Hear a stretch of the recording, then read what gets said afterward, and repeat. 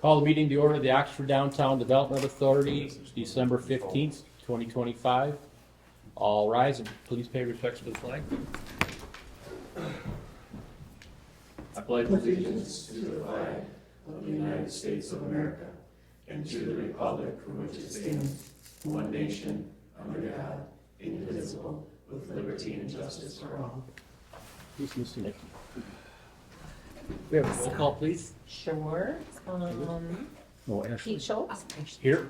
Brad Charles, Here. Marie Powers, Here. Ashley Ross, Excused. Jake O'Brien, Here.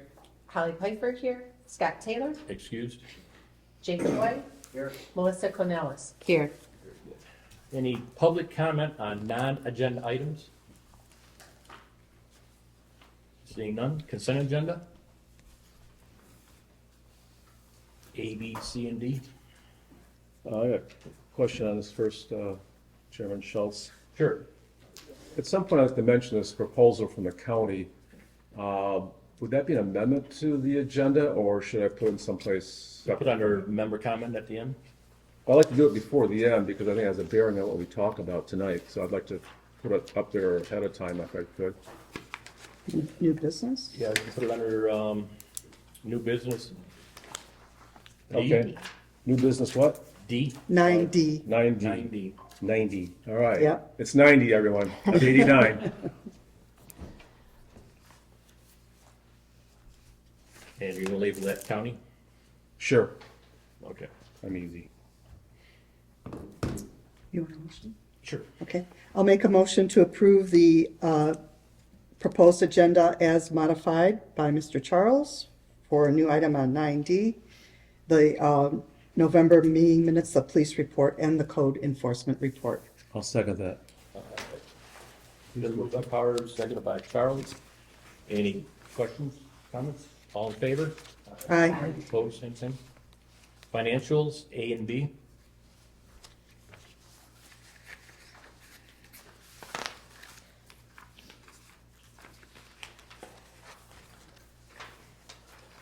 Someone want to move?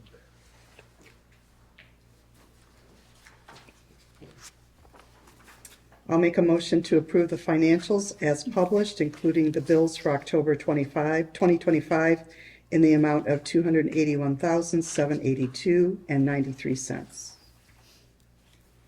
I'll second that. Been moved by Powers, seconded by Charles. Any other questions or anything on that? Roll call, please. Melissa Cornelis, Yes. Jay Choi, Yes. Holly Piper, yes, Jake O'Brien, Yes. Marie Powers, Yes. Brad Charles, Yes. Pete Schultz. Yes. And I will say that is one of the largest, Yes. the largest ones choked. that we've had in many, many, many, many, many, many years. All right, number 7A, org committee report. We have not met, or we met the November 24th, so Rod, could you report on that date, please? Yeah, let me pull it from the page here, just so I make sure I got everything in here that we want to do. Sorry, by the way, I'm looking, by the way, I always appreciate it getting printed off by Kimberly. It's a lot easier than, I know on the township board, we get it on the computer, so it's sometimes difficult or challenging to read as opposed to a paper copy. So, Peter, I'm looking at the, you're talking about where it says meeting call to order at 10:30 a.m., just to make sure I'm not repeating myself? Yes. Okay. And here again, let's see who else was there. I guess just Kimberly and myself would be the only ones there. Basically, we talked about, as I mentioned here, some of the bylaw amendments that Kimberly brought up, some possibilities for this coming year. Let me start with the way it starts here. The employee review, which would be Kimberly Smith. Jesse is Kimberly's employee, so that she is not included in that review, just so anyone wants to know. Big thing there is always criteria for doing employee reviews, which is always challenging. Yeah, I'm also on a compensation committee for the township, and that's always an issue in how you evaluate somebody leaving off and including certain things that are appropriate. So we did send out a questionnaire. I don't know where that stands right now. Maybe Kimberly has some input on that, but that's the first step, is sending out questions and getting some feedback. Kimberly, I see you getting ready to make a statement, so go ahead. Yep, I spoke with Ashley this morning. She was going to dig into it tomorrow morning because she was traveling today, but it closed last Friday, the 12th. It was to all of the board members, all of the org committee, and then Joe at the village, and then the village council. So that is who that survey went to. We also have a secondary community survey that's open until January 9th. And that's more around the DDA as a whole and the direction that the community, business owners, et cetera, are hoping the DDA will consider. Yeah, and I won't go through everything on this because you can read as well as me repeating what's on here, but I always have to mention the trolley because that's been on the agenda meeting for the last couple of years, so why break the tradition, especially at Christmas, right?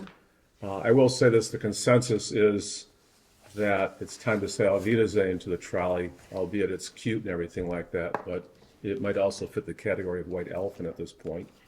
So I suppose as we talked about in the meeting, it's a matter of when and how we do it. But that's that, and then Brad Jacobson, who's done a wonderful job as a chairperson, has said his wife is retiring this coming year. She's a teacher in the Lower Oxford school system, so they're planning on doing some traveling sometime around March or so. So he'll be stepping down from that capacity. Okay, so that's the org committee. Kimberly? Can I make one other comment? For the performance evaluation, we did discuss potentially changing the form that's been used from my predecessor. The decision was made to continue to use that form for this cycle and then to focus in 2026 to update that to reflect a little bit more objective criteria. So the org committee is meeting, I believe, this Wednesday again to compile all of that information, put their recommendations together to submit to the board, I'm assuming at the January meeting. Yeah, that's the target, and personally, I think if I had my druthers, I would have started this process a lot earlier. I hate to rush through these things. As Kimberly was saying, I'd like to have a written process that is objective, just like one of the compensation committees I'm on. What we did there, everything was data driven. It wasn't feelings and things like that. So the challenge is come up with a logical criteria system. It's easier to say than it is to do. But that's what I would say next year. We need to jump on this probably early fall, not wait until December before we do it. We've had several meetings, so it's not like just yesterday, but it does take time to do it. Okay? Very good. I have a question.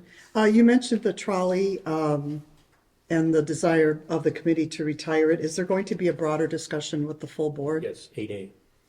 8A? Yep. Okay, great. Under Thank full you. business. All right. Okay, that's org. Can we have 7B, the EV committee report? EV, you can break them up a little bit if you want. I'm talking too much. We love to hear your voice. Just get it all out I of the way. know. Just don't ask me to sing, please, unless you want everyone to leave real quickly. I liked our meeting because it had some solid facts. The first item on here was by Roman Gasky. Roman is on the committee.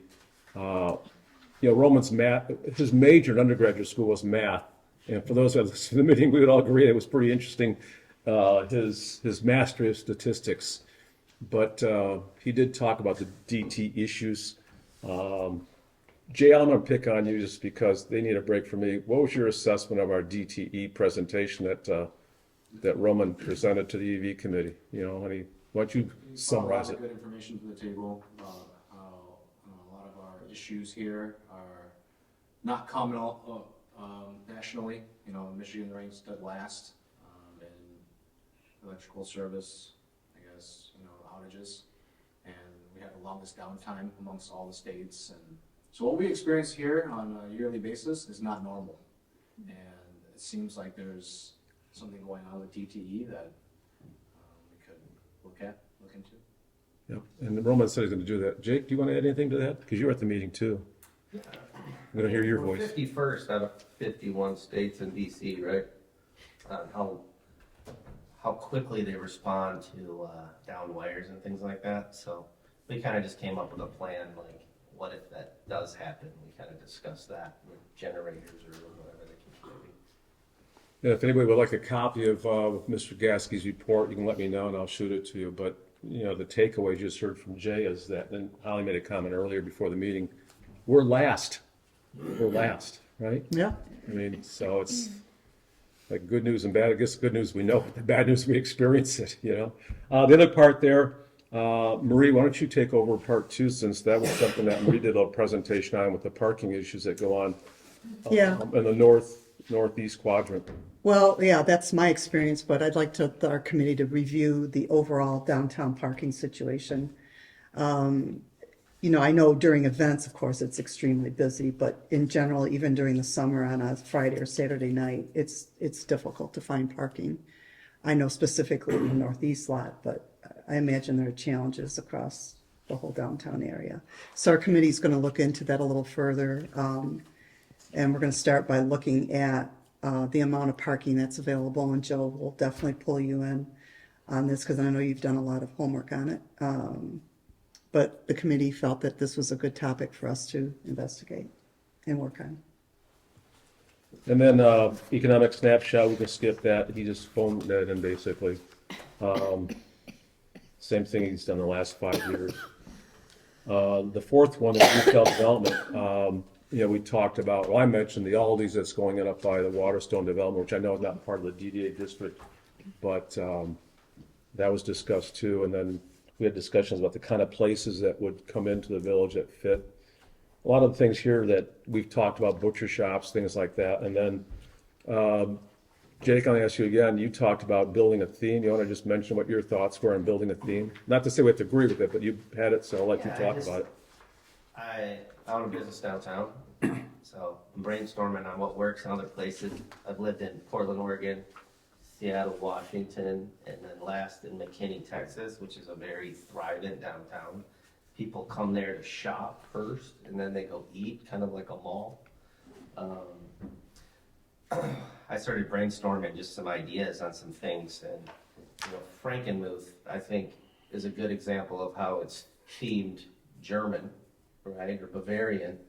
People come there and they pay $500 for 2 people to eat some chicken. So it brings people in, having a theme. We talked about maybe piggybacking off our name, Oxford, and turning it into, you know, kind of like a British theme or something like that. Just trying to get people to come. If we want people to shop, there's people that are just not walking around downtown, frankly. So. Yep. And that's kind of a common theme, hasn't it been for the last, as long as I know, Pete, that's been pretty common forever, right? You know, about The getting English people to thing be has been- downtown and the traffic and everything. The English thing has been tried probably numerous times over the last 50 years and was pretty much a nothing. Yeah.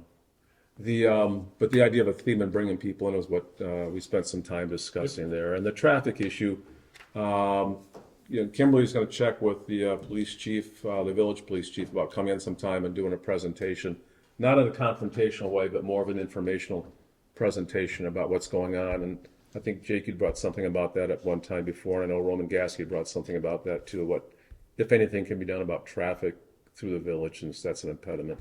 Yeah, I mean, out in front of our store, it's, I mean, if I try to take a phone call at the front door, I don't do it. I go up back because it's just so loud. Right now, we're dealing with ice issues. So people that I'm questioning coming to the store, like, we almost didn't come in because we're afraid to walk on the sidewalk. So that's pretty common. So I was curious just on the liability of that, where that falls. So if anybody can get me that information, I'd appreciate Is it. that a pun? What's that? Yeah, but I mean, it's not walkable, just because of the traffic maybe and the noise outside. Victoria's has 4 or 5 tables up there. I haven't seen one person sitting at the table all summer. That's a problem. I don't know how to fix it. But when you're trying to create a retail environment, I need we can kind of drive business in through marketing and advertising, but it would be nice to have people walk by our store and go, ooh, you know, let's go check it out. And so, like one day, I think on last Tuesday, I counted like 8 people walking by. So just to kind of give you an idea. So I heard that there's kind of like an old guard of Oxford that kind of wants to keep it quiet. And then the new guard kind of wants to drive some people in. But my fear is that downtown is gonna continue to struggle unless some plan is enacted. Kimberly, looked like you were gonna Yes, say I was something. just going to comment on, the chief is planning to come to our January board meeting. So I originally, when I spoke to him a couple months ago, it was more informal. It was going to be more of a conversation. He would come. But if you do want something prepared or in a presentation form, just let me know what you would like to see. Would you like that from the EV committee or the org committee or just the board in general? I would say the board in general, because you'll be the ones talking to him. Okay. And just one other note, I did ask Mr. Phillips to come to the meeting just to try and spark some excitement in the EV committee around what we can use our market data for. It is older data, but the good news is we do have access to Placer AI again, so we can get that updated hopefully soon. But really, that kind of ties in. We talked a little bit while he was speaking around our strategic plan and then the action plan, which we'll get into more on the agenda later. But just dovetailing nicely into trying to have more formalized goals for each of the committees in 2026. Okay. And that's it for EV and org. Very good, thank you. Somebody else gets to talk now. Promo committee report? Yes, so we met and, we're like winding down the end of the year. We talked about Small Business Saturday and we got feedback on that. The stores kind of commented back and said that they didn't seem to have more foot traffic, but their numbers were equal to last year. But the people that participated with the Little Duck Hunt seemed to enjoy it. The Soup and Sweet Stroll was a big hit. We did get some feedback on that, maybe suggesting that we change the time of year for it. I don't know if you want to elaborate on that more. She will when she does the event report. Okay, great. So I will skip over that, but overall it was a great success. And we are moving forward, looking at something new. The Oxford Olympics we're trying to pull together where it would require the business owners' interest in participating. So it would get people downtown going from businesses to restaurants and all of that, and have a little fun game or something in each of the places before it is over. We really liked the idea in the promo committee. We all want to see it happen, but we're not sure if it's logistically, if we're going to be able to pull it together unless we have participation from the business owners. And then we do a lot to bring in business for like our bars and restaurants and shops.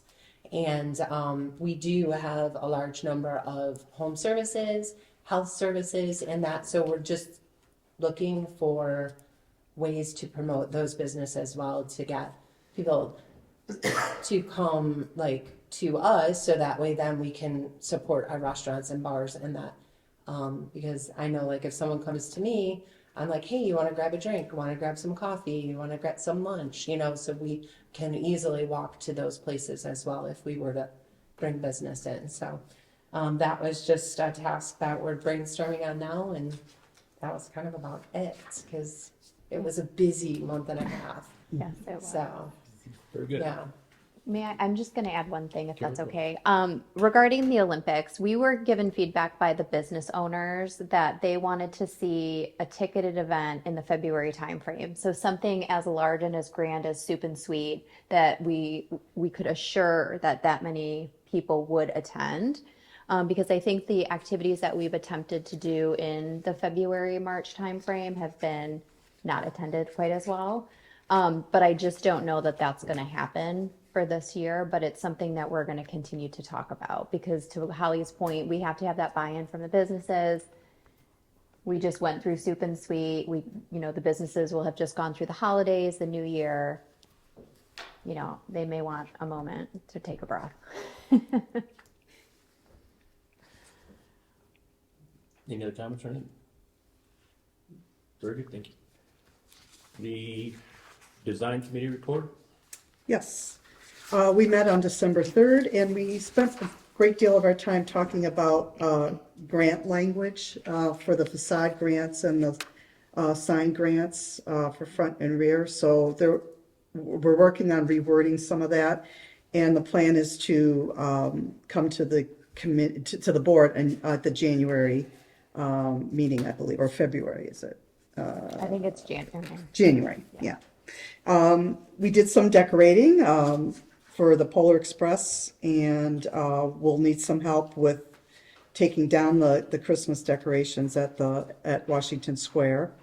So look for a sign-up calendar for that. And we already talked about events, so I think that was primarily the highlight. I'll just add one thing.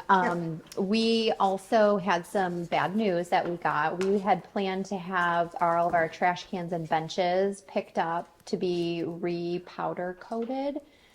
They were supposed to be picked up in the early to mid-December timeframe, and when we called to schedule the exact date, we were told that the primary vendor has lost their secondary vendor and does not have a suitable replacement. So Jess is on the hunt to try and find a secondary vendor so we can get that going before the weather breaks again.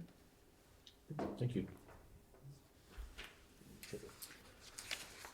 7E, the Home and History Subcommittee. That'll be actually, she's not here, so. We attended the meeting. I know that there was some conversation. I'm not probably the best person to speak of it, but there was a lot of conversation around scheduling events and activities throughout 2026 for the celebratory purposes and talking about grant opportunities to help support that financially. I had one thing, though I wasn't at the last meeting, I was out of town. In that same committee, we talked about restoration of the old Tunstead hardware sign to add that, as Marie likes to say, quaint look to the town. I said it correctly? Right. So I put a lot of time into it, meeting with different people, and there's some serious roadblocks, but I finally got something back from the county. You know, they have a department that does that sort of stuff, you know, the proper way to do all the work, brickwork and things like that. And it took them literally months to do it. You know, the right kind of paint and all these kind of things that go into this stuff. But what Ron came up with is possibly, if I say possibly because I have to get permission from the building owners and this building owner, that building owner, which all takes time, right? To put panels up there rather than repaint the building. That's one of the things he threw out there. So that's to be discussed in the future. All right. So that's about it. All right. The Executive Director's Report. Yes, so it's a lot shorter than usual because our time has been severely tied up in events. We had 3 events back to back, weekend after weekend after weekend. So not only did we have the prep, but then we had the implementation. But I think overall, and I'll have Jess get up in just a moment to talk about Soup and Sweep. But overall, I think the events went well. We want to give a big thank you to DPW. They really worked hard this year to help us prepare, move things, make things look nice. I believe that they were out scooping, Sherry's word, shoveling snow for the Soup and Sweet a couple days before to help prep because some of the business owners weren't able to get to that. And of course, our police that helped to support several events this year in a very wonderful way. The only other thing that I will mention before Jess gets up is we did receive a $1,000 award for the Shop OC Main Street Challenge. So that was very exciting. Caveman and Pip won that as the business, the downtown business, and we won it as the Downtown Development Association. So they'll have 4, I believe, 4 different raffles or throughout the year. So it's pretty exciting. We were the first ones to get it. So it's good. Nice. It's good exposure. Good job.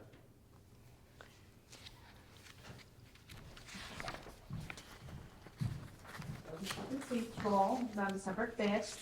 This year we had 10 soup choices from 9 restaurants that tapped into.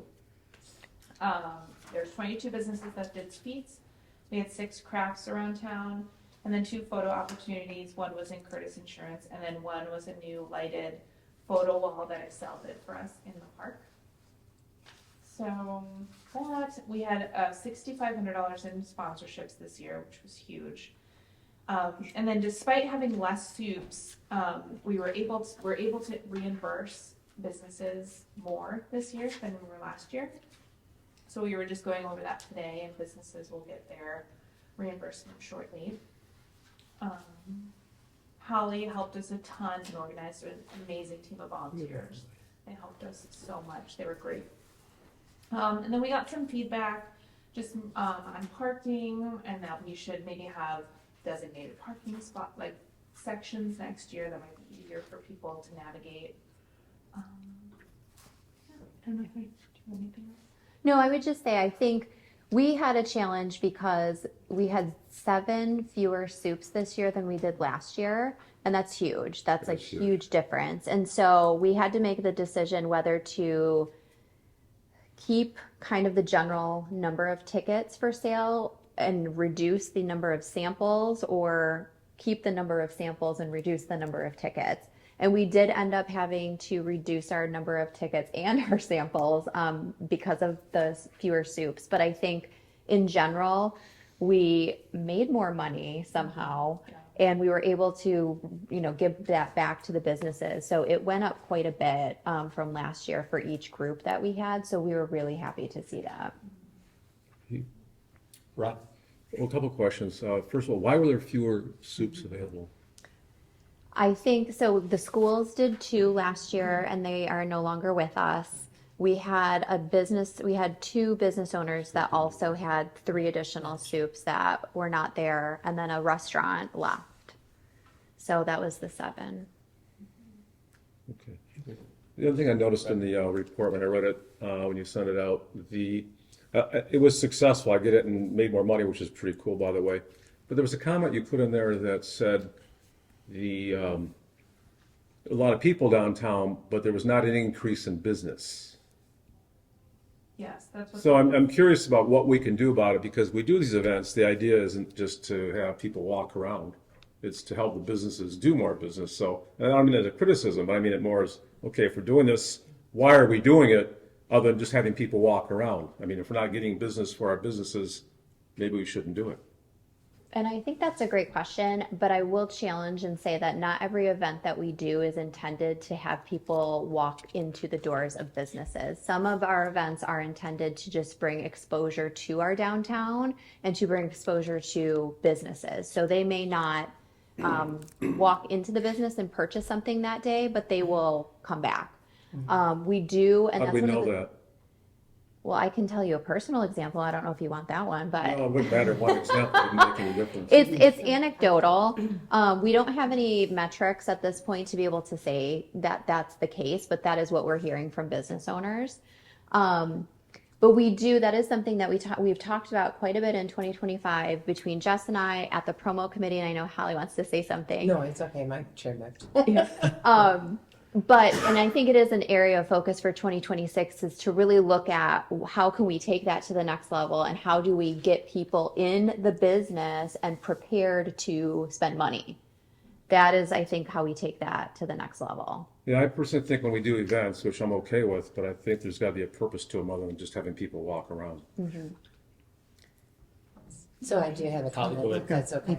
So, Rod, for instance, we had about 85 guests in our office on that Friday. We had like a customer appreciation event. And all these people came from Macomb County, Clarkston, Rochester, like from all over. And they're like, wow, this is really great. Lake Orion even. A lot of Lake Orion people didn't even know what businesses we had in the downtown area. So many of them were like, wow, I can't wait to come back and shop. I can't wait. I didn't know these places were here. So like for us, it was great because we got to talk greatly about Oxford, but it really did bring the attention and the notoriety to the stores that we do have here. No, I get So- that. I've done stuff myself, but like I said, I like to make sure that if we're doing this, there should be a business purpose to it than just just walking Yeah, around. I mean, with this comes festivity as well in family in all Community. ages. So it's not just one, it's not just women or men or whatnot. It's Maria, the you whole wanna say- community. Yeah, I'm kind of going to echo your same thoughts. I think it's a fun community event, you know, brings the people of Oxford even into Oxford. I mean, we've been there over 8 years and we still hear comments, oh, I didn't know you were here. Because people are literally just driving home through Oxford and they're not stopping. So the exposure is great. We do get people in our building, if only for the purpose to walk through it to get to the parking lot. At least they know we're there, even if there isn't a bump that particular evening. So my point would be is, and I hear what you're saying because I've done this myself on a number of occasions. You know, it's great to have people walking around, but maybe we need to do a way to measure how many people really go in for whatever reasons, even if it's walking through and measure this as opposed to just seeing people walking around. You know, is there an economic I'm sure the benefit to it? county could get us Yeah, that I mean, we're information. still cleaning the dirt, the mud, like Okay, we've had to wash. I hear you. My point is, Yeah. I'd like to see something that's solid other than Yeah. just warm and fuzzy. Rod, you could probably stare in Holly's store next, or no, actually go up to Homegrown and you could sit there with a clicker and then where are you going? Why are you Yeah. here? Where are Yeah. you from? And did Yeah. you buy anything? Otherwise, get out of town. And actually, what you're saying is how things should be done. There should be some statistical way of doing that, measuring it, other than just idle conversation. There's cell phone data now. Yeah, there is. Yeah. It's And very- the amount of soup tickets sold, that can also give us some feedback. Yeah. But some That's my thoughts and point. It's things. something that you can use besides warm and fuzzy. I love the idea of optimizing, and this might be a committee meeting topic, but maybe in the thoughts of, yes, families go out for a cheapy night on that night. That's exciting and it's traditional and it's something that's not going to cost them hundreds before, they go into Christmas. But maybe a couple months beforehand, we have a talk about marketing strategies. Maybe we have a class that comes in and teaches, hey, for events where you get a lot of foot traffic, here's a way to bring people back. There you go. So if we look at something like that, it can set up the businesses because we all have to take ownership. Yeah. In a sense, when I was right next to Victoria's, we could project how many people came in because we always did a giveaway basket, and we'd end up like ladies' night out, soup and sweet, those different ones. We'd know how many crafts we went through, how much hot chocolate we went through, or how many snacks we gave away, and we had entries. And we could determine each event how many entries were at each one, so we had an idea of, hey, these are all new people that now know we're here. Yeah. And now we have their contact info. Yeah. And So- that's exactly what I'm saying should be done, as opposed to just saying, well, I think people had a nice time. Yeah. Yeah, Well, so I I love the thought, Pat, there, and I'd love to talk more about that at Yeah. promo and optimize on that going into next year. Absolutely. I will say, we have gotten feedback, just as an example, from business owners that are on the north side of Burdick, that for the concerts every summer, every weekend, or every Thursday in the summer, that doesn't bring any business to them. So when we're thinking about what types of events we want to continue, I mean, that's a flagship event that we have throughout the year. I mean, Yes. there are going to be events where it's not going to bring a ton of money into all of our downtown, but it will bring in awareness and it will support some businesses. So I hear what you're saying, and I do think there is absolute value in taking it to the next step. And it does allow the services to offer something fun. Yeah. So, I mean, there's people that may not know, hey, Oakland Corners existed Yeah. in town. Oh my gosh, I'm thinking about buying or selling a house in the next 6 months. Yeah. And that interaction right there, it's genuine, and it's not, hey, come buy my stuff. Right. Yeah. So it benefits, yes. I love the idea of optimizing and then assisting the businesses with taking advantage of, optimizing with the foot traffic that's connected to it. Yeah, good choice of word, optimizing, like I said, and measuring and Yeah. that sort of thing, not just, Earlier tonight, when we were talking about the ED committee report, Jake was mentioning trying to get ways to bring people to town to do something different. I think we're already doing it in that sense, that we are bringing people to town. In my experience over the years, as a fire chief, and I, had our meetings all over the entire county, we had people from all the way to South Lyon, all the way to Holly to, Addison to whatever corner of the county, always reported that Oxford had so many neat things going on in town, and they come from all those places, for the events to be here. A lot of them are designed around the Scarecrow Festival, the Polar Express that we just did, are involved with full family children and stuff coming to town. But with those little tiny 3 and 4 and 5-year-old kids comes grandpa and grandma, aunt and uncle, sisters and brothers of the parents and everything, are coming to town, are walking through the stores, are seeing things and are coming here. Are they shopping that day? No, they're not here to shop that day. They're here to enjoy the event. My wife does. Pardon? Every figure speech. But again, I mean, the Go, majority Deb. of the crowd is not walking through the stores, you know, buying all kinds of things and Right. carrying out armloads of things that they Right. purchased in the store. That's not what they're, you know, the people are gonna do that night, but they'll be here another day, like Marie said, or whatever. They're coming through on later days to see here, to experience it and everything.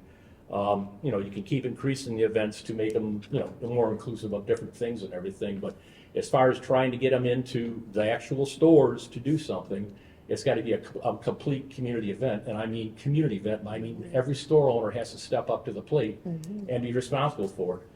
Yes, the Polar Express, on Sunday, there was a little bit of snowfall that day, but there's still sidewalks in front of businesses that have not been shoveled in 10 days or more. From the door of that building out to the curb is the store owner's responsibility, period, and including the backs of the buildings.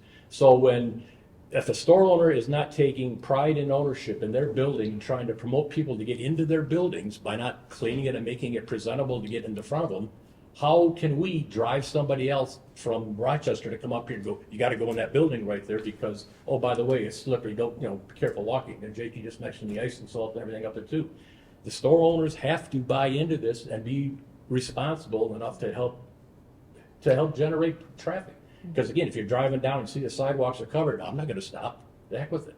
You know, I'll go to another community, I mean, you can go up to Dryden and the sidewalks are completely clean. And they got they don't even have as much as equals 1 quadrant in our community, but those sidewalks are clear because they, you know, that's what the community pride is, and come on downtown, we're welcoming you, we want you to come in. So it's a matter of, everybody's gotta be involved with it, it can't be just the DDA trying to come up with ways to force people into the building, so. Downgrading. All 3 of them, right? Yeah. So anyhow, anything else on that? I think we've beat it up enough for tonight. I'm just trying to figure out, in other communities, right, like there's some snow on the side, like on the front, like we're next to Vinnie's, right? I have no control over Vinnie's, and I have to go shovel that. So I have to shovel a path, that's 1 shovel all the way through the sidewalk. I don't have time to do that, I want an insurance company too.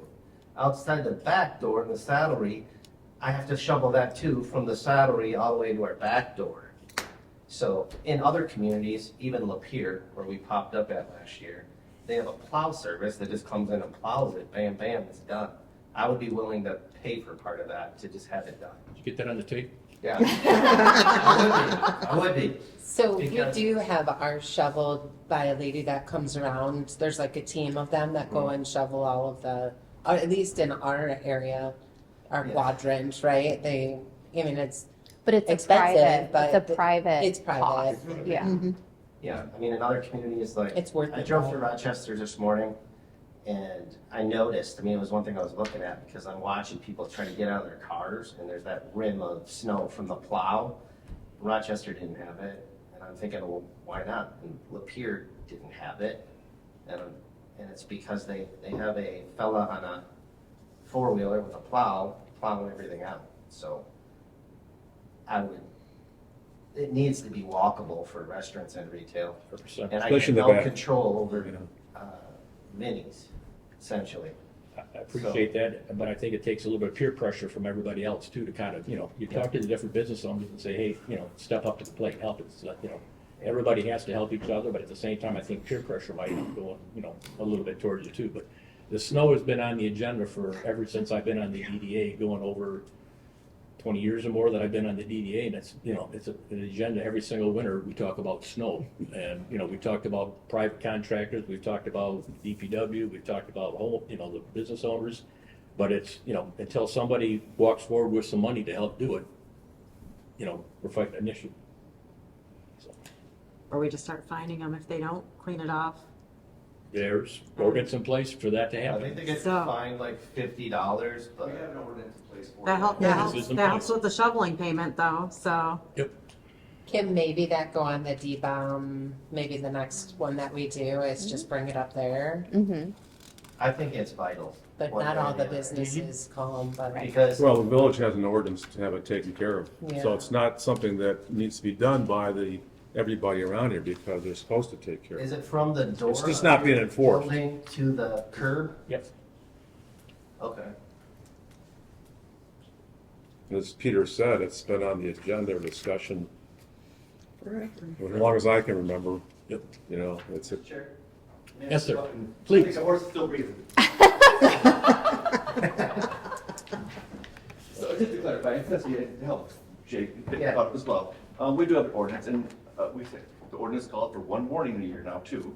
We did up the fine a few years ago. It was like $15. Now it's 50, but we have to send out a warning ticket.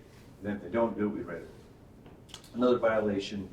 And then eventually, if it doesn't happen, our DPW will go out and do it, and we'll charge them. We have to make sure and charge them enough to where it's not convenient for them. We've had to do that at Vinnie's in the past. Working with Vinnie's and the owners for the last probably 3 or 4 months about trying to get that demo. They were hoping to have that thing demoed by now. A lot of hiccups in their plan, with their architect and stuff in the plans that were turned in. They wanted to tear down that building and start putting up the new one the next day type of scenario. Versus tearing it down and leveling it out and coming back, 6 months later and digging, which I think would be fine, let's just get it down. But they are really married to the idea of tear it down today, dig the foundation hole tomorrow. Other plan wasn't great adequate foundations and our building officials, so ball is back in their court. So that's what's delaying that happen. But in the meantime, there sits, and I know our court officers, that many warning tickets and violations for snow already. We do have repeat offenders that the DPW, a couple of days before Stupid Sweets, just took it upon themselves to go down a certain quadrant of town that hardly been touched. And they just took it upon themselves to clear that all out because less than 48 hours, there was a couple hundred or 4,000 1,600? people walking there. That's not our domain. Our domain from the building front to M24 is either private property or the MDOT right of way. We have no jurisdiction along M24 at all. Only in the buildings or the parking lots where we own, do we, like a museum, for instance. So it is up to the buildings. And we have one of them, it's funny, Kelsey, our village council president was in my office today. I said, how you got those plaques you see on the wall sometimes for a ground break, and there's a shovel on it. I said, we need to create a golden shovel award here for those who really do a good job, because there are 1 or 2 in town that do privately and do it as good or better than anyone, including us. There are those who take the effort to do it. I'm sitting here thinking in my mind about shoveling all the way to the curb. Oh, I'm sorry. So in some cases, let me back up one more second before I'm you. going to ask you a question. So Pete, you were saying, recognize it. How many have you actually issued? I don't issue them, Dan does. You have. How many's been issued then, whoever's done it? I don't know. The list is in our written report It's in and here. in ours last month as well. It would be in the Do code the party enforcement. store owners owe me any money? Because I shoveled in front of theirs the entire time and a streak on the back too. That'd be It's really a better pain. you private owner, and them private owner. We will do it when it comes, if they don't respond to the notices. We have done in the past, in fact, especially when they have like, they're still have an I mean, there's no good having an ordinance if it's not enforced. I know, we send them out, we send them It out. looks like there's quite a few. It's on the In code 3 years, I enforcement never saw report. them out there to shovel, not We once. had to do it. Wouldn't doubt it. And one of the things, the streetscape added a lot of more amenities along 24, the planners and stuff like that. So it's a little more difficult for the owners in some places to push that snow straight out into the parking base. So it's a lot more for them to deal with. But that's the pros and cons of adding all those amenities, How right? does it work? You push it out in the street and then they plow it right Where there? there is a parking bay in front of you, you can push it right into that, and people will push that parking bay down to the pile, and then once that pile gets big, they have to remove it. That's the only jurisdiction we have along M24 is those parking bays. And in the rear, is it the same? It's two, In is the it? rear, you can push it right out into the side, into the parking as well. Again, but we have to get in there very early in the morning to push it out of there, so cars can come apart. So it's a cat and mouse game, some do it with parking lots, but you gotta get there early enough. And then come through, and then it's still snowing, but we have to wait for the cars to clear out. But, yeah, it's a challenge. And then M24, the road commission comes through and throws snow back on everybody's sidewalks again. Yeah. I'm not happy about it, just like when our guys do it on our streets. But that's not us plowing that. Jake, you have some more? No, I'm just trying to think of a solution so the old ladies don't break their head. I'm an insurance guy, so I'm thinking this is dangerous. Okay, moving on to 8A, unfinished business, the status of the trolley. Yes. So the way it was left is the org committee has recommended that as of the end of our contract with NODA in April of 26, that we retire the current vehicle and pursue an alternative vehicle to increase our program. In the meantime, Ashley and myself have met with Lynn from NODA around a potential proposal to Oakland County for funding for a trolley that would be owned by NODA, and we would be having a service contract with them. We were just set to meet with them again last week, and we were asked to pause because of some things that are happening within NODA's administration. So they are not in a position at this time to move forward with that. So that has been put on pause. We've done some research around other communities that have trolleys, who owns those trolleys, how they're being utilized. That was all going to be part of that conversation as well. That has been paused. But one data point that I can share is in Port Huron, the museum owns a trolley. It's a 2019 trolley, and they paid almost $500,000 for it. And it's on a 1-hour loop. It goes through their historical attractions within the community. It hooks into their transportation network, and they do charge for their riders. Right? Yeah, I'll tie in with that a little bit, as Kimberly just indicated, because I did do some research myself, and I spoke with NODA as well. Trolleys are about $500,000. So that's an impediment. Secondly, there's discussion in Oakland County that NODA might not be in existence in a few years, if you follow what happens politically in Oakland County government. So keep that in mind before we go too far down that path. And thirdly, my impression from discussions is NODA isn't necessarily interested in doing a trolley regardless. Agreed. It's not part of their thought process. So yeah, we could come up with this and come up with that, but they might not want to participate.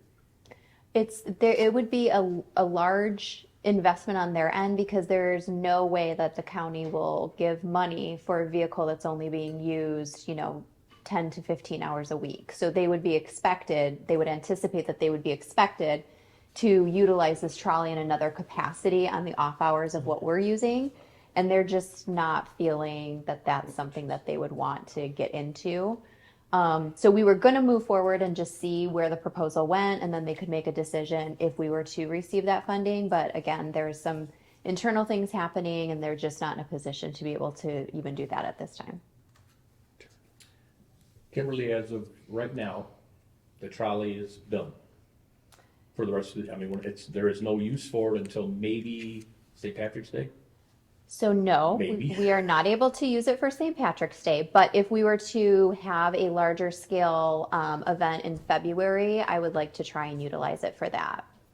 Pete, Right? what did the replacement cost us for the recent event? I'm For sorry? the Polar Express, what did that cost? How much did that cost? It was $2,000 for 5 hours. And that included the driver too, if I recall. It did, and the travel time from their facility, Where was that, by the way? Fraser. Fraser. So that's a long drive. So It is. $2,000 for how many hours again? 5. Five 5 hours within Oxford, and then half hour there, half hour back. Okay. Maybe it must drive fast. Well, maybe it was longer. I don't know. I'm guesstimating. Yeah. Okay. Yeah. Well, whatever, 5 hours. Yeah. It was $4 an hour. it Okay. was a beautiful vehicle. It is shiny and new, and it has heat, and it has a sound system. So it was really nice and interesting to be able to sit in that. It doesn't have the quaint charm of our current trolley. Our driver thought it was really cool that we had a trolley, and she thought it was really neat to be able to drive by it. But yeah, it's very, very expensive. So if it were something that we were trying to contract out for special events, it would be a very big Pete. cost. Right? Yeah, so, we paid $6,100 for the existing trolley. And we've gotten some pretty good deals on having it repaired over the years. We haven't paid for a lot of stuff, right? But if we had to pay for things, there's no way in heck that thing should be around. I mean, ultimately what's gonna happen, whether they like it or not, that it has to be sold. And I think if we do special events, we want something, we go the route that we had to do for the Polar Express. Yeah. And I love the trolley, it was my idea to start with. Yeah. I think it's great and it looks cute, all that kind of stuff, but, you know, it's a white elephant. I will say we did get an inquiry about selling the trolley. How much? Well, there were no numbers given. We have not gotten a We number. could sell that at a profit. We got a good price on it. Yeah, so that's interesting. And then the other piece is in speaking with the mechanic who made the most recent repairs, he had said in his professional opinion, it would not be wise to continue to put any more money into that vehicle. In light of all that, with discussion that we've all had back and forth, again, we have a event potentially in February. If it's cold weather, crappy like it was this weekend, It's not it's not gonna happening. run. It's not gonna Correct. happen. So as far as everything else is concerned, I know we've had conversations with Orion, we've had conversations with NODA. NODA doesn't want to provide drivers for St. Patrick's Day or anything like that. My personal opinion at this point is that we should say, as of tonight, make a decision that it's done. Go ahead and list it, market it, get rid of it, do whatever. And again, for the thing in February, if we have to do something, then we can, you know, rent another one for that day. But in the meantime, I think it's, you know, we're holding on to it basically till March, April. Because, you know, NODA's not gonna hold us to a contract of any kind, and Orion agrees with us too, they're not willing to put anything into it, so I think it's just, as it's just sitting there for the rest of the winter, we might as well get rid of it now and be done with it. I don't see any reason to keep it any longer than past today. And I'll reiterate what Pete's saying. It's been fun. It's been good. We had a lot of PR out of it, but you know, it's time to move on. You know, it's a matter of when we sell it. I don't know what the best time to sell a trolley is. Probably not March or February. I don't know, but whatever else. I know the bidding process. I can't remember what month we did that, but I think we could sell it. It's in the operating shape in the summertime anyhow. So maybe we sell it in the spring. But Yeah, I would be worried that if we had a potential buyer wanting to come and check it out and then it wouldn't be able to start, that would, yeah, that deal would not go through. So Yeah. maybe having it a little bit warmer where we're not worried about the potential of it not starting might make more sense. But I think we plan on sometime late spring putting it up for sale. And then I think the alternative you came up with is a great idea. You know, besides, what choice do we have? I think No. We don't have a choice. No. in the meantime, I think we need to find a home for it for the winter. I mean, Oh, we did. Cool. We did. It'll be parked at Parks and Rec at Seymour Lake Park. Perfect. Oh, good idea. Perfect. Good job. That was Rudy or Joe's idea. Yeah. All right, Rudy. So after he was so gracious about saying they had no room at their yard. Pretty limited space over there. So it's a matter of getting it started. Getting it started and getting it over there. So Yeah, they had to we'll move, coordinate didn't this they? week. No, to move their operation. They moved out temporarily where they do all They're up on North Oxford Road now, right? part of it, and some of the parking's next door for the staff. Right. So, okay. The government's- Do we need to take action then to make a motion tonight to it's done, or what do we want to do? I mean, personally, I think, you know, do we want to prepare a motion to authorize to be put up for sale in May or June, or do you want to wait a month? I mean, you don't have to do it tonight, but I mean, I think we've come to a consensus based on the logic that it needs to go. Right, I mean, I don't want to see it sitting here till June until we start doing something about it. I mean, We just want to make sure it runs, so. As soon as we can, yeah, if we can get it running, and then, And I'm fairly confident NODA will be most helpful in making sure that that happens to get rid of it. Well, right. no, so if we- I know from conversations, they don't want anything to do Oh, with it. yeah. They do not want anything to do with it. Right. The last time when we purchased it, that was done through the state bid, Yeah, the which auction was site. auction, or which was Federal bill. published, whatever, through the entire state of Michigan has that on there. And at that time, we were the highest bidder, so Yeah. I'm concerned that we're even gonna get the same amount. I can't see us getting any more if nobody else bid on it before this. Yeah. You know, Pete, that was through the government bidding process. We're not restricted to do that at this point. We can put it on the Oh, market. yeah. This was a private buyer that was in? It was, and they weren't planning to utilize it as a riding vehicle. It was just going to be more of an attraction. So we can get with this person and see if they have a number that they would feel comfortable with, and if it's anywhere near what we paid for it, that's an So easy does this make win. sense in terms of timing and resolutions? if Kimberly checked on that and said, hey, I mean, do we have an idea price-wise? I mean, we paid $6,100 Right. for it, and I think it's worth more, because when I was doing homework on purchasing trolleys, they were typically 15, 20, 50,000, 80,000 bucks. So 6,100 was a hell of a deal. But I think we can get a few bucks more than we paid for it. I don't know. I think the concern would be that to repair this particular trolley, because the systems are all aftermarket, kind of cobbled together, essentially, that's the biggest challenge we found, is finding parts that actually fit on this trolley. We know that. So to sell that to someone, knowing that they're going to have to either I spend. think what you should do is ask them what they want to pay for it, rather than Well, tell of them why they course, shouldn't do yeah. it. Yeah. I'm not throwing a number out. Yeah. You know, I think that's, you know, if you want to find out what they think it's worth, Yeah. let's talk about the next meeting and see if that's what we want to accept. And we'll put that on the January's agenda then too. And we can always advertise it too, right? I mean, we're not restricted to go through the government bidding process. No, we can do any bidding process we want to, but I mean, it's, you know, whatever's gonna get the most exposure, I think is what you're looking for. So maybe it's available if someone's requesting the information, then we actively try to sell it in the spring when we know it starts. So if they came with Kimberly had a good price, then I guess we could just be done with it, not even advertise, right? That would be amazing. Yeah, that'd be Let's- cool. Fingers crossed. Christmas miracle. Yeah. All right. 9A, new business, the strategic plan and annual plan. Yes. So this is something we talked about last month and I think maybe the month before, but really what I would like to accomplish, I don't think we're going to end up doing it today, but Ashley had suggested that we schedule some time after our next board meeting to do kind of a working session. But the goal is really to take a look at our strategic plan that we created in July of 2024, and then the action plan that came out of that, to really look at the top 1 to 2 things that we're going to put our time and money into in 2026. And so this action plan it's divided out by year, and there's like you have to do step 1 in this year, step 2, it kind of all builds on each other. We did have some changes to those timing pieces because of staffing changes, of course. This document that's in your packet is just a 1-page overview of the key points of our strategic plan. And down here in the key strategies is what this action plan is. So in preparation for our working session, I would ask that you review these, and the conversations that we'll be having at this workshop will be, do these all still make sense? Do we still want to focus on these things moving forward? And for those with timing that would align with 25, 26, what are those that we really want to focus on, our time and our money? So it's just more of a heads up, please do some homework in preparation for next month. Any questions?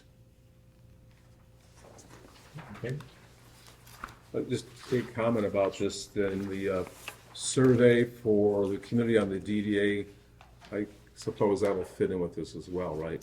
Yeah, so that will be interesting to see if that aligns with any of this. Because I think our strategic plan, I don't believe we had community feedback on that. I think Grace did, at the time, Grace did some preparatory community survey sessions. And I think that was rolled into that information. But I think the workshop we did not include. We didn't have anybody show up. Yeah.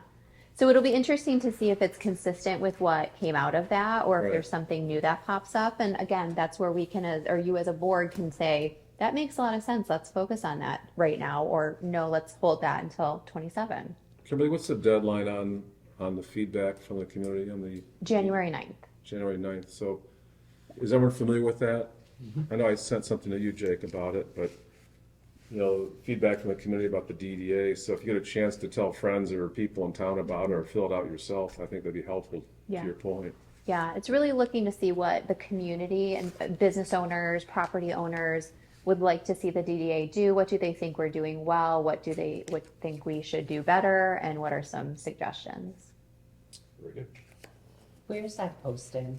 Is it on like Facebook? Or? It's on our Facebook Okay. page, but if you need it, let me know. We can email it. No, I just figured we can encourage people to. I've been fill it out. doing reminders once a week, so Okay. I'll continue to do that once a Okay. week. We'll And then I'll share it with Yeah. you. Okay. All right, 9B, lighting inventory. that's Mr. Medor.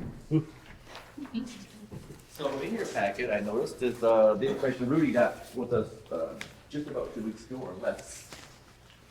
You're aware that some of the old lights on the backside of the businesses are old styles and stuff. I can picture the one like behind the bike shop, behind the old school building. A large teardrop that had a large clear glow, hang glow there. That's one of them. Let's see. Teardrop style globe might be that one. And then the other one is the Sternberg replacement globe. The Sternberg are the ones behind, Hudson Street, pardon? Hudson Street. Hudson Street, as well as the ones, I think, perhaps behind 24th Street Tavern and stuff, some of those, or those are teardrop ones too. Can't remember. Hudson Street has them for sure, and then some along, like the one that got Like bumped. creative embroidery. Creative embroidery during the. So down Burdick. Burdick Street. Burdick. Yes, on Burdick Street, that's one of these old ones as well.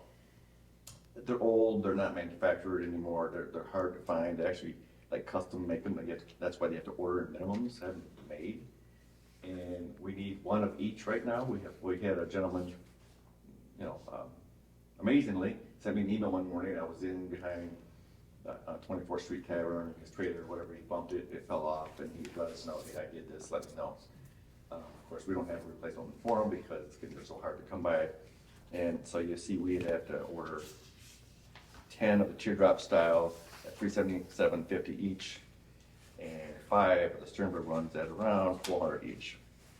And I just said to him, I said, that's something probably that as you talk about doing work on the back lots and the back quadrants and things like that, that you probably should get some of these ordered up and have them in stock.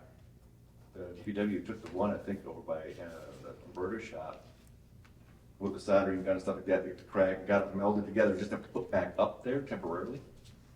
But we need to get inventories built up on those. Luckily, they're nothing like the cost of that new light post, the M24, which are $10,000 each. It seems like we get 2 or 3 of those hit by a car a year. Every now and then we get lucky and have someone just charge it through the court. So yeah, so you might want to look at getting these up. The one that fell behind it, not Victoria's, Evergreen, that one's still down in a row, I think. I don't think that one's been up yet, so. There's something that, you can get some inventory on hand. Does Rudy have any idea what lead time is on them? I don't know that. We've struggled with them, and it could take a month or two. I believe, so. Is freight pretty expensive as I well? don't think so. Because the ones they're plastic, Oh, right? The big long tube. I don't know, and the other one I believe is 2. I don't think it's our glass. It's just, they're so old, kind of obsolete. So, Let's back to the light post on the road. You said 2 or 3 get hit a year by cars. that's the newer ones that were put in as, that was the 2020 streetscape project. Some of the older ones were extended further down, all the way to the end and the north end. Those are some of the older ones as well, but the new ones, Okay. Well, I'm curious what the result of that was. Like, was it charged back to the auto insurance for property damage? yes. Okay, perfect. I was like, if not, I know we've got 3 of them were out. cameras out down front there aren't by- really allowed, so maybe we should allow. What's that? Are cameras allowed outside of the front of businesses? Oh, you had a Ring doorbell camera or something like that? Sure. Okay, cool. I think it was only one instance that we didn't have. We had pieces parts that someone ran one over, but we covered Okay.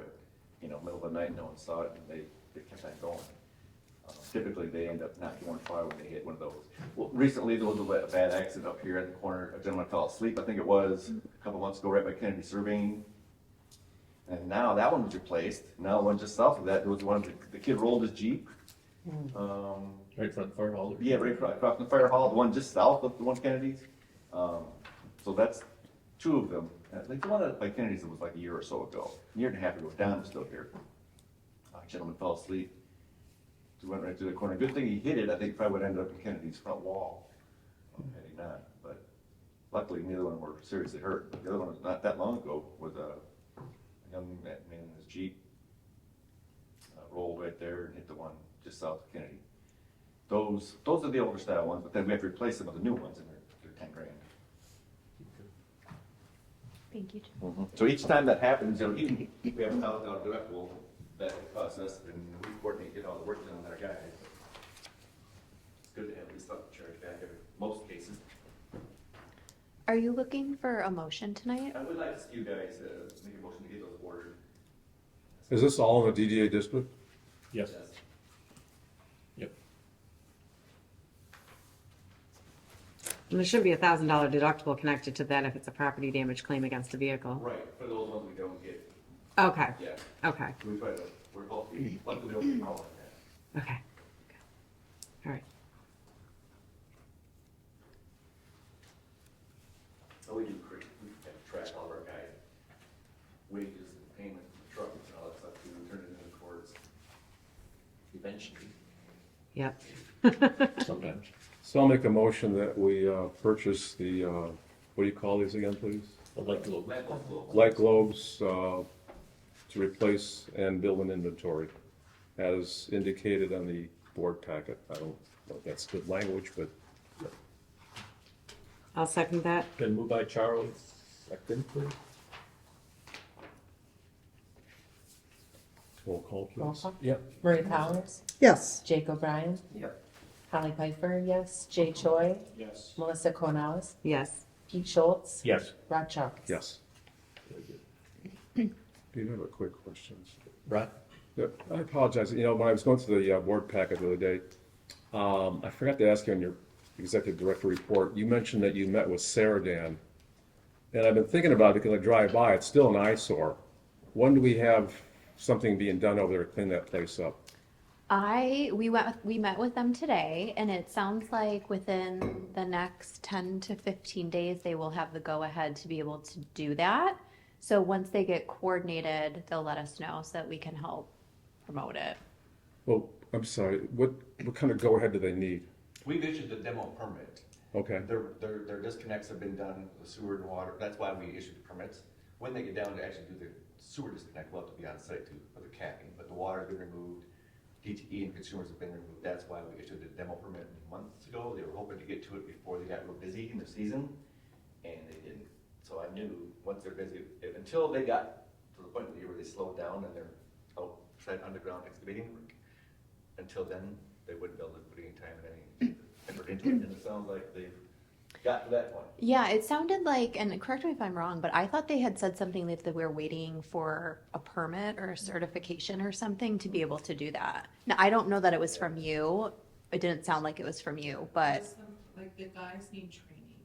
oh, that's right. Because of there's some potential, hazardous Paint or something wrong with that. so Kimberly, you expect maybe, what, April or March or sometime? you think? to knock it down? Yeah, No, I think within the next month or two. oh, Is perfect. kind of the message that, and what she wanted us from a communication standpoint is they don't have a plan as of right now, so their plan is to knock it down.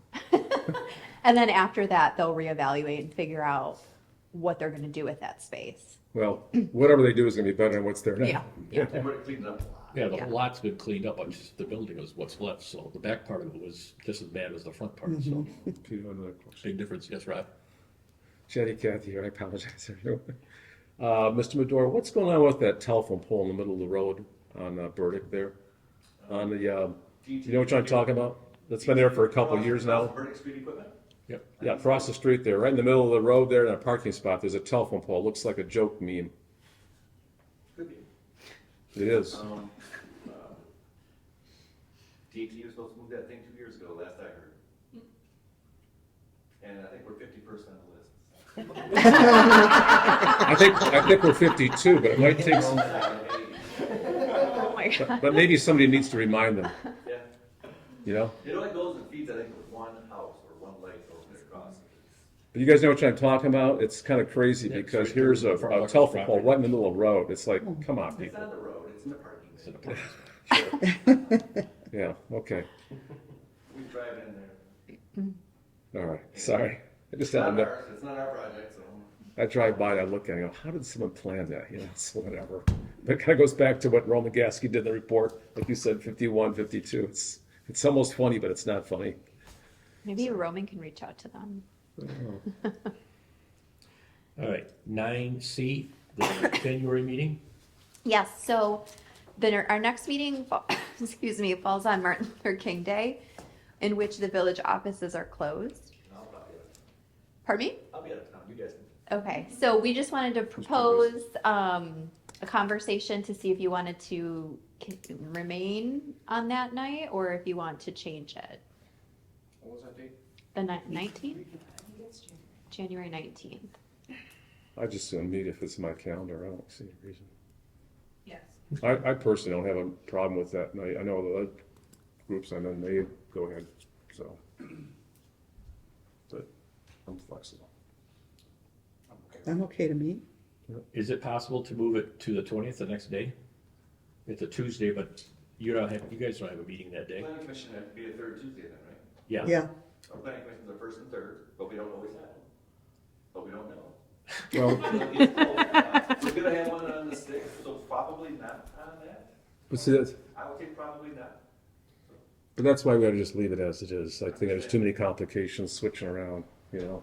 So, I mean, I make a motion that we just keep it at January 19th. Technically, it is, You know, that's how I make- they are both off that day too. It doesn't, So,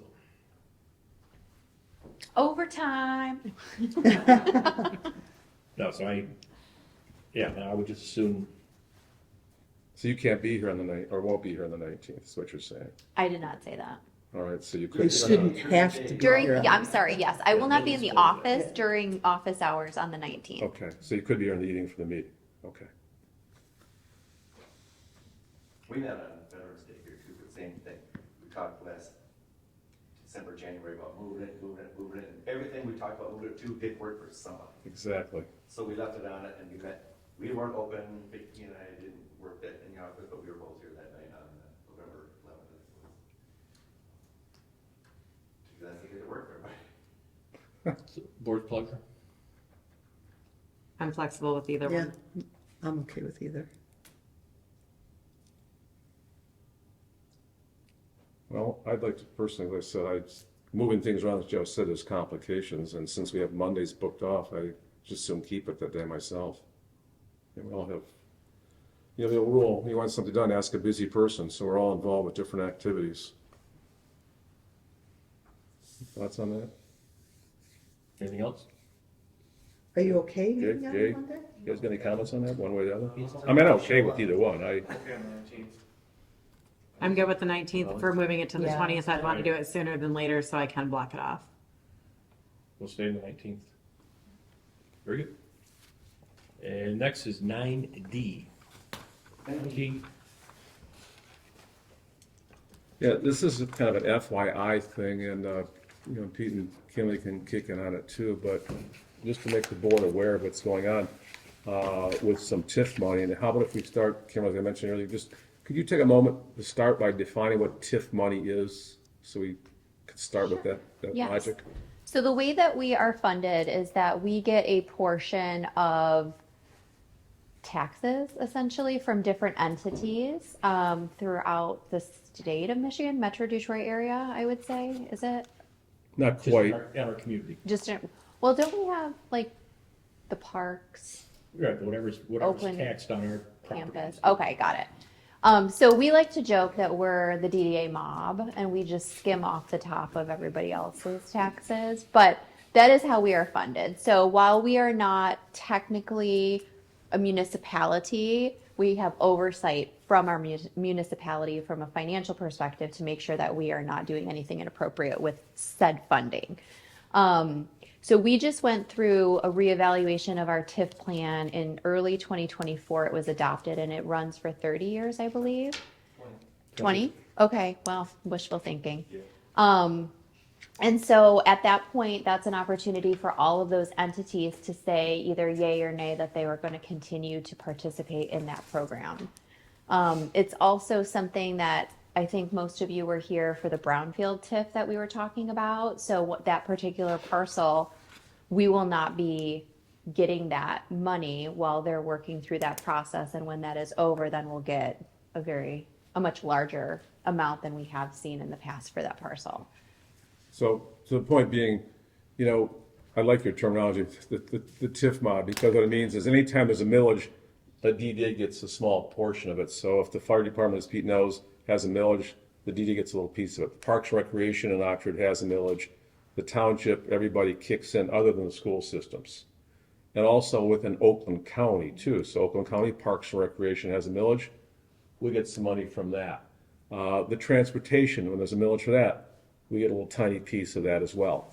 So it all comes in here. It goes back to, I think, 1972 state legislation. And our previous county executive, Brooks Patterson, was a big fan of Main Street and DDAs and things like that. So we get this money. And some background, I know entities have the option of withdrawing if they want every 20 years. Our Oxford Library has decided not to participate in the future. So that money, which I think, correct me, Joe, I think it's around $40,000 a year. Yeah. Yeah, around 40 grand, give or take. That money's not going to be paid into the DDA going forward. You mentioned the Brownsfield. Randy last year did an analysis. That's a 22-year abatement. That's going to cost the DDA about $144,000 on that abatement over the lifespan.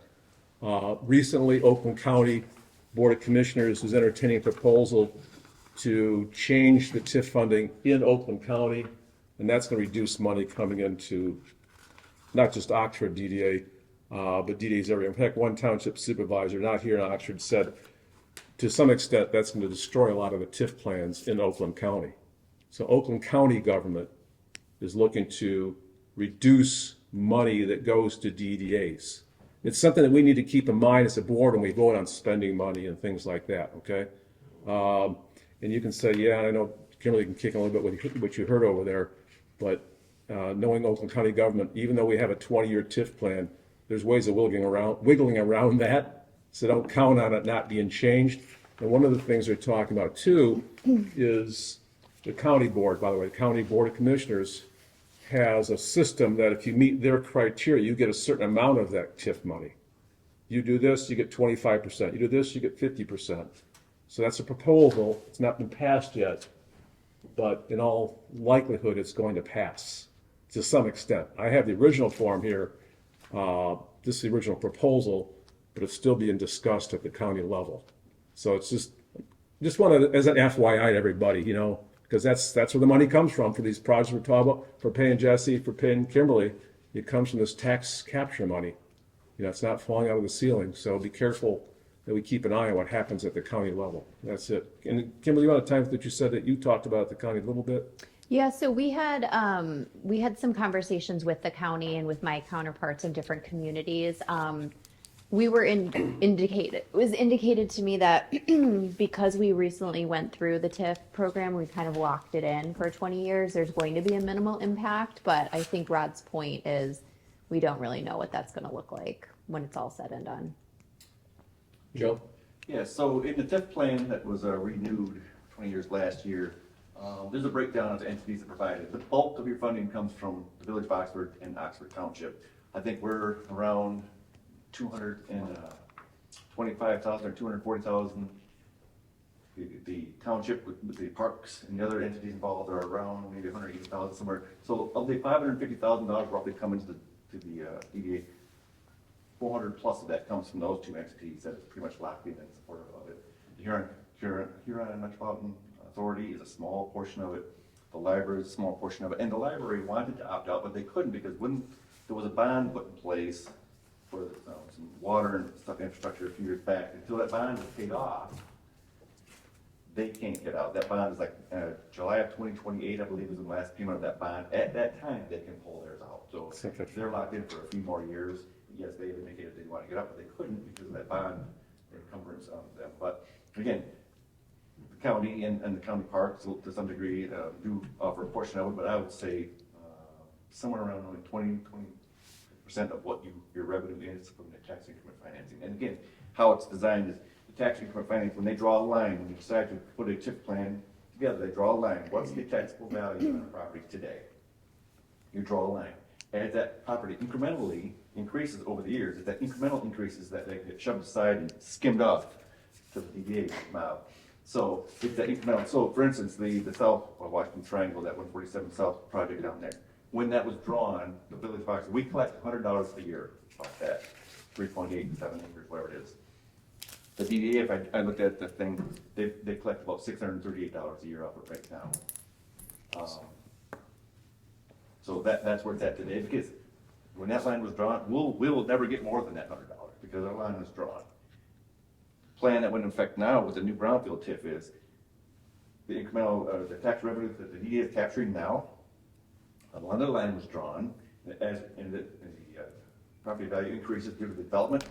You won't get any of that until those 22 years expire as well. So that's the part that won't happen until then. But you'll continue to get what you get today, but nothing more. Even these small incremental increases that happen across the board, 1, 2, 3%, the tax values go up. Normally you get a little bit more each year. You won't. Yours gonna be like we are. Drew a line on that property. The line was drawn, and that's where you'll be for the next 22 years. But it's an incremental improvements. I met with a developer recently on another east project, just this side of the post office there in the back of Stanton, about a development. Been meet with them in July, met with our planner again this last week about a potential development there. And we were talking about those lots, the DDA, the 3 vacant lots the DDA had. One of them Mr. Weckel built on, 2 of them are still part of the vacant lots with the telephone pole in the middle of the parking space.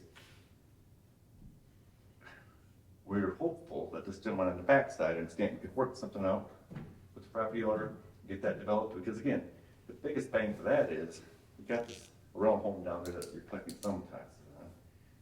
That goes down and you get a new development there. Now there's a whole new amount of taxable value in that property that would pretty much all go to the DDA.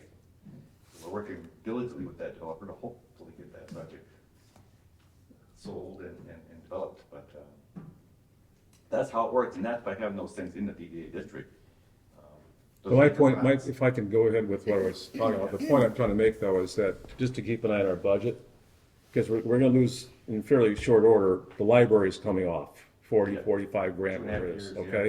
And that's gone forever once the bond is paid off, which is what, May of? 2.5 years, July of 28, I think. is the last Right, payment. and then we lost, the money from this, the Brownsfield thing, and then it looks like the county's gonna take away some more money from what they kick into the parks. That's those 3 bullet points right there. So just kind of keep that in mind when we do our budget, that we just, we're losing the library, this 22-year, $144,000 tax abatement, and then the county with what they're doing with their money. But that's property that right now you're only collecting $638 a year on it. If that's that vacant for 22 years, you aren't losing what you don't have. So it isn't coming out of your budget. You're missing out on getting it, to your point. It's such a great deal, the village didn't give us anything, right? We gave it our blessing, and we're still gonna get our $100 a year out of it. All right. Yep. Good enough for us, but not good enough for you. We couldn't give any more than that. Yeah, all right. Moving on to number 10, any items removed from the consent agenda, there will be none. Board member comments, I will start all the way down, okay? Welcome, Jake. Who? Great first meeting. This is a short one. Yeah. Yeah. I learned all kinds of stuff here today. Public year flew by. Had some really good times this year. Look forward to next year. All the stuff that we can do next year, a little bit better, right? Okay. I just want to say thank you to everybody for that grant, that facade grant on our building. It really helps us stand out, and the support is awesome. So, thank you for having me. I think this is going to be fun, and I'm excited actually to make some progress. So, Marie? Yeah, welcome, Jake. thank you. Nice to have you on the board. And Merry Christmas.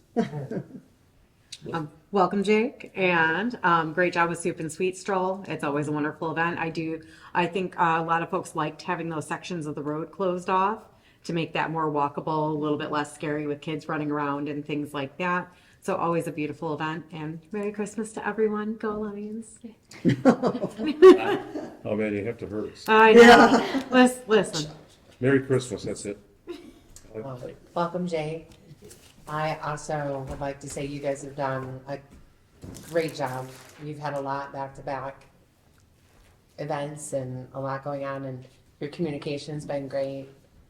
And everything, I've only heard positive feedback, other than the parking.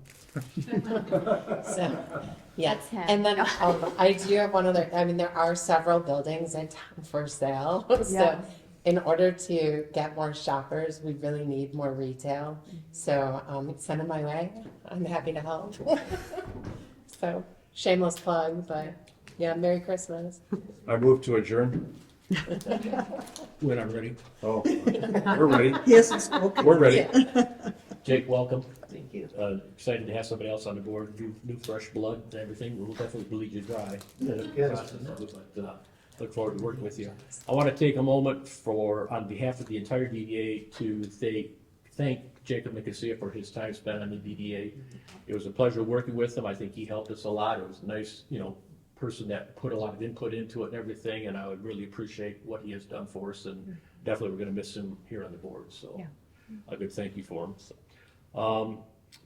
to Kimberly and to Jessica, thank you for your first year. I think between the two of you guys have done a phenomenal job this year. You definitely have moved us ahead of where we were before. Look forward to working in the future and keeping that going and everything. The events turned out really well. My fingers finally unthaw this past weekend from 3 hours out there dipping. Was a little cold on it, but it was a fun event.